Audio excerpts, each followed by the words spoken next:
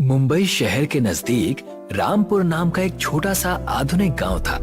उस गांव में अभिमन्यु नाम का एक व्यक्ति अपनी पत्नी निधि के साथ एक छोटा सा रेस्टोरेंट चलाता था। बाहर से आने जाने वाले सभी व्यक्ति ज्यादातर अभिमन्यु के रेस्टोरेंट में ही भोजन करना पसंद करते थे।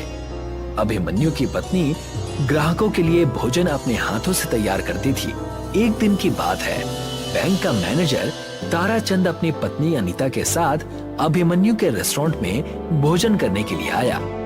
तुम्हारे रेस्टोरेंट की चाउमीन की प्रशंसा तो दूर दूर तक है।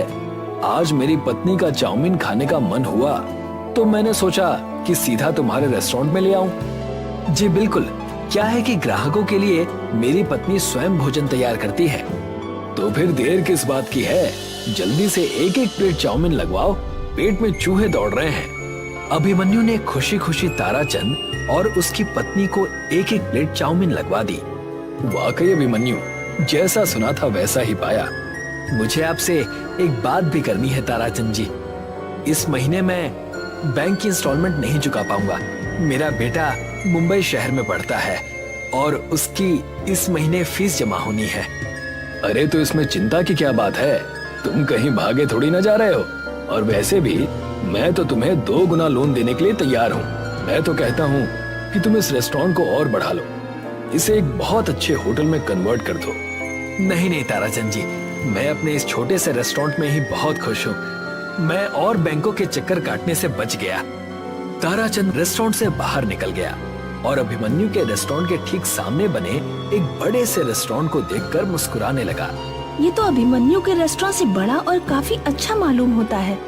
हाँ, रेस्टोरेंट अभिमन्यु के रेस्टोरेंट से काफी बड़ा है। ये ब्रजेश का रेस्टोरेंट है, लेकिन फिर भी आसपास के लोग अभिमन्यु के रेस्टोरेंट का खाना ही पसंद करते हैं। बैंक मैनेजर ताराचंद अपनी पत्नी के साथ कार में बैठकर चला गया। उसकी बातें दूसरे रेस्टोरेंट का मालिक ब्रजेश अपने नौकर सत्यम के साथ पीछे से चुपके से सुन रहा था। सुना मालिक, एक तो इस बैंक मैनेजर ने आपके लोन की फाइल रिजेक्ट कर दी, ऊपर से ये अभिमन्यु के रेस्टोरेंट के भोजन की तारीफ और कर रहा है, वो भी अपनी पत्नी के सामने, और हमारे रेस्टोरेंट की बुराई कर रहा है। अगर ऐसा ही रहा ना तो वो दिन दूर नहीं कि हमारे रेस्टोरेंट में बड़े बड़े और मोटे ताले लगते हुए नजर आएंगे। तुमसे कितनी बार बोला है सत्यम कि अच्छा अच्छा बोला करो, वो दिन कभी नहीं आएगा। कैसे नहीं आएगा मालिक? देखिए ना, दिन ब दिन हमारे रेस्टोरेंट में ग्राहकों की संख्या कम होती जा रही है। ये बात तो तुम्हारी बिल्कुल सही है सत्यम, कि अभिमन्यु के रेस्टोरेंट की वजह से मुझे बहुत नुकसान उठाना पड़ रहा है। अभिमन्यु के रेस्टोरेंट में सारा भोजन उसकी पत्नी निधि तैयार करती है। आप भी अपने रेस्टोरेंट का भोजन अपनी पत्नी से तैयार क्यों नहीं करवाते? ये कैसी बातें कर रहे हो तुम? मेरी पत्नी को तो भोजन बनाना ही नहीं आता। पिछली बार तुमने खुद उसके हाथ के बने हुए आलू के पराठे खाए थे और अगले दिन तुम बीमार पड़ गए थे। इसमें तो कोई शक नहीं। चिंता मत करो सत्यम, मेरे दिमाग में एक योजना है। मुझे पता लगा है कि बैंक मैनेजर ताराचंद का ट्रांसफर कुछ ही दिनों में हो जाएगा और नया बैंक मैनेजर मेरा बहुत दूर का रिश्तेदार है। अभिमन्यु के रेस्टोरेंट में सारे पैसे बैंक के लगे हुए हैं और उसकी जमीन बैंक के पास गिरवी रखी हुई है। मैं अपनी खोपड़ी से ऐसा चक्कर चलाऊंगा कि अभिमन्यु सड़क पर आ जाएगा। अपने रेस्टोरेंट के अंदर जाकर बैठ गए। तभी वहां पर एक अजीब सा दिखने वाला व्यक्ति, जिसने बहुत गंदा कोट पहन रखा था, रेस्टोरेंट में आकर बैठ गया। मुझे बहुत जोरों की भूख लगी है, जल्दी से बर्गर, पिज्जा और एक ब्लैक कॉफी लेकर आओ। सत्यम उस व्यक्ति को देखकर बुरा सा मुंह बनाते हुए बोला, तुमने कितने गंदे कपड़े पहन रखे हैं। जिस कुर्सी पर तुम बैठे हो, जानते भी हो वो कुर्सी कितनी महंगी है। तुम्हारी वजह से ये कुर्सी भी गंदी हो गई। किस तरह के व्यक्ति हो तुम? तुम्हारे मालिक ने तुम्हें ग्राहकों का सम्मान करना नहीं सिखाया? तुम्हें पता नहीं ग्राहकों से किस तरह से बात की जाती है? हाँ, मुझे सिखाया है, मुझे सब पता है ग्राहकों से कैसे बात की जाती है। ग्राहक भी तुम्हारे जैसे गंदे कपड़े पहनकर इतने आलीशान और अच्छे रेस्टोरेंट में नहीं आते। बस बहुत हो गया, अब तुम मेरा अपमान कर रहे हो। देखो, तुम मुझे नहीं जानते मैं कौन हूँ, और हाँ, किसी भी व्यक्ति के कपड़ों से उसके व्यक्तित्व का अंदाजा नहीं लगाया जा सकता। कभी कभी आंखों के सामने नजर आने वाला सच भी सच नहीं होता। लगता है कोई पुरानी घिसी पिटी हिंदी पिक्चर देखकर आए हो तुम। तभी वहां पर ब्रिजेश आ गया। क्या हुआ सत्यम, क्या बहसबाजी हो रही है? देखिए ना मालिक, इस व्यक्ति ने कितने गंदे कपड़े पहन रखे हैं। इसके कोट की हालत देखिए, ऐसा लगता है जैसे कि सालों से कोट की धुलाई ही नहीं हुई है। ऊपर से ये व्यक्ति आपके ऊपर आरोप लगा रहा है। मेरे ऊपर आरोप लगा रहा है? मैं कुछ समझा नहीं। बोल रहा है कि तुम्हारे मालिक ने तुम्हें ग्राहकों से बात करने की तमीज नहीं सिखाई। हाँ तो क्या गलत बोल रहा हूँ मैं? तुम्हारा नौकर मेरा ऑर्डर लेने की बजाय मेरे कपड़ों को देख रहा है। इस रेस्टोरेंट में तुम्हारे जैसे गंदे दिखने वाले व्यक्ति नहीं आते। मेरे नौकर ने बिल्कुल सही कहा। मुझे भी शक है कि तुम्हारी जेब में पैसे होंगे या नहीं। तुम्हारी जगह यहाँ नहीं है, वो सामने वाले उस रेस्टोरेंट में है। जाओ, जाकर वहीं बैठो। ब्रिजेश की बात सुनकर वो व्यक्ति क्रोधित होकर उठकर खड़ा हो गया और सीधा अभिमन्यु के रेस्टोरेंट में जाकर बैठ गया। जी, क्या लेंगे आप? मुझे एक चीज बर्गर और बढ़िया सी ब्लैक कॉफी। जी, अभी लगवाता हूँ। अभिमन्यु ने तुरंत उस व्यक्ति का ऑर्डर लगवा दिया। वो व्यक्ति बर्गर और ब्लैक कॉफी पीकर बहुत खुश होकर बोला, वाकई मैंने तुम्हारे रेस्टोरेंट की प्रशंसा सुनी थी। लोग तुम्हारे रेस्टोरेंट की बिल्कुल सही प्रशंसा करते हैं और तुम्हारी ब्लैक कॉफी पीकर तो मुझे मजा आ गया। जी, बहुत बहुत धन्यवाद। इतना कहकर वो व्यक्ति अपनी जेब टटोलने लगा। कुछ देर बाद वो अभिमन्यु की ओर देखकर बोला, मुझे माफ करना यंग मैन, मैं अपना वॉलेट घर पर ही भूल आया। कोई बात नहीं, जब आपकी मर्जी हो आप आकर पैसे दे जाना। तुम तो वाकई बहुत अच्छे इंसान हो। एक तुम हो और एक तुम्हारा पड़ोसी, जिसमें ग्राहकों से बात करने की तमीज भी नहीं है, और मैं तुम्हारे स्वभाव से बहुत प्रसन्न हूँ। इतना कहकर उस व्यक्ति ने एक छोटा सा चमकने वाला हीरा अभिमन्यु को पकड़ा दिया। ये तो डायमंड है, ये आप मुझे क्यों दे रहे हैं? नहीं, ये डायमंड नहीं है बेटा, ये एक गैजेट है। कुछ समय के बाद हो सकता है कि तुम्हें इसकी आवश्यकता पड़े। इसे अपने पास संभाल कर रखना। अगर जीवन में कभी दोबारा मुलाकात हुई तो मैं तुम्हें अपने बारे में जरूर बताऊंगा। इतना कहकर वो व्यक्ति वहां से चला गया। उसके जाते ही निधि अभिमन्यु से बोली, कौन था ये? पता नहीं निधि, लेकिन वो जो भी था उसकी आंखों को देखकर मुझे ऐसा महसूस हुआ जैसे कि वो कोई बहुत ही बड़े व्यक्तित्व का मालिक हो। लेकिन उसने कपड़े तो काफी गंदे पहन रखे थे। किसी के कपड़ों को देखकर उसके व्यक्तित्व का अंदाजा नहीं लगाया जा सकता निधि। उसकी आंखों की चमक और चेहरे की झुर्रियां सब कुछ कह देती हैं। बस पढ़ने वाला होना चाहिए। कुछ दिन ऐसे ही बीत गए और एक दिन बैंक मैनेजर ताराचंद का ट्रांसफर हो गया और उसकी जगह ब्रिजेश का रिश्तेदार टिल्लू मैनेजर बनकर बैंक में आया। ब्रिजेश टिल्लू की चापलूसी करता हुआ बैंक में पहुंचकर बोला, मैं आपका काफी दिनों से इंतजार कर रहा था। मैं जानता हूं ब्रिजेश, इस गांव में मेरा ट्रांसफर करने के लिए तुमने कितनी मेहनत की है। आपके जैसा ईमानदार बैंक मैनेजर आज के दौर में कहाँ है? तुम कहना क्या चाहते हो?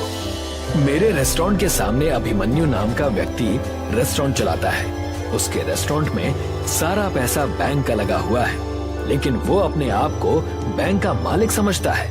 उसकी जब मर्जी होती है वो बैंक की इंस्टॉलमेंट चुकाता है और जब मर्जी नहीं होती नहीं चुकाता।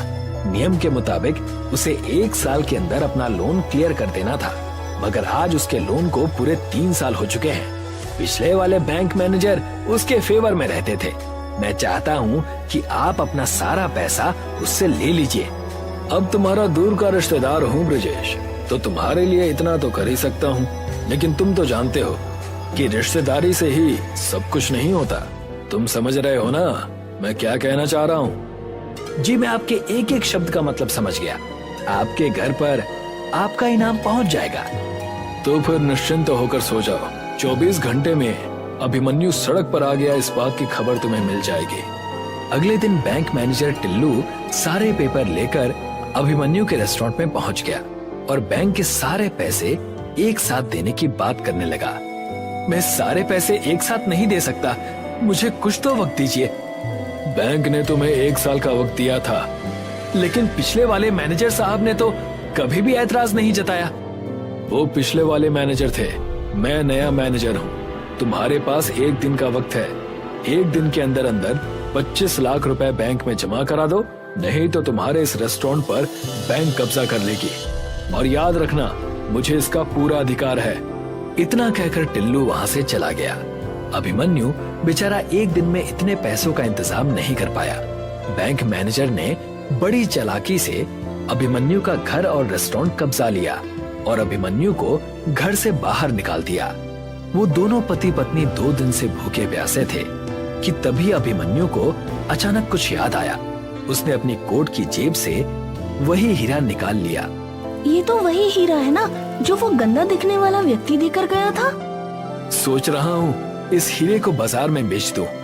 अचानक वो हीरा उसके हाथ से छूटकर जमीन पर गिर गया और चारों ओर रंग बिरंगी किरणें फैल गई। देखते ही देखते अभिमन्यु के सामने एक रेस्टोरेंट खड़ा था। ये कैसे संभव हो सकता है? क्या वो कोई जादूगर था? नहीं निधि, मुझे याद आ गया। उस व्यक्ति ने कहा था कि ये कोई हीरा नहीं बल्कि गैजेट है। ये तो एक अंदर से बहुत आलीशान रेस्टोरेंट लगता है। चलो अंदर चलकर देखते हैं। निधि और अभिमन्यु उस रेस्टोरेंट के अंदर घुस गए। उन्होंने देखा कि उस रेस्टोरेंट के अंदर वेटर के रूप में रोबोट काम कर रहे थे। मिस्टर, आपका स्वागत है रेस्टोरेंट के नए मालिक और आपका भी मिस। अभिमन्यु खुशी से चीखते हुए बोला, ये तो कमाल हो गया निधि। बोलिए मालिक, इस रेस्टोरेंट को कहाँ पर लेकर चलना है? क्या मतलब? इस रेस्टोरेंट को आप अपनी मर्जी से जहाँ चाहे ले जा सकते हैं। ये आपका हर आदेश मानेगा। मैं समझ गया, ये एक नई तकनीक से बना हुआ रेस्टोरेंट है। ये विज्ञान का चमत्कार है। मैं समझ गया, वो व्यक्ति बहुत बड़ा साइंटिस्ट था। उस दिन के बाद अभिमन्यु और उसकी पत्नी उसी चलने वाले रेस्टोरेंट में घर घर जाकर सेवा देने लगे। कुछ ही महीने में अभिमन्यु के चलने वाले रेस्टोरेंट का नाम पूरे गांव और आसपास के शहरों में प्रसिद्ध हो गया। अब किसी को भी कुछ भी खाने की जरूरत होती तो अभिमन्यु का रेस्टोरेंट चलकर उसके पास पहुंच जाता। अभिमन्यु ने कुछ ही महीने में बैंक की सारी रकम चुका दी। कुछ कीजिए मालिक, आपने तो उसे सड़क पर ला दिया था, मगर वो तो सड़क पर चलने वाला ही रेस्टोरेंट ले आया। मेरी भी कुछ समझ में नहीं आ रहा सत्यम कि ये चमत्कार हुआ कैसे। पहले तो मेरे रेस्टोरेंट में फिर भी 1-2 लोग आ जाते थे, अब तो उन्होंने भी आना बंद कर दिया है। कौन सी भूल में बैठे हैं मालिक? आपके रेस्टोरेंट में पिछले 2 महीने से कोई ग्राहक नहीं आया।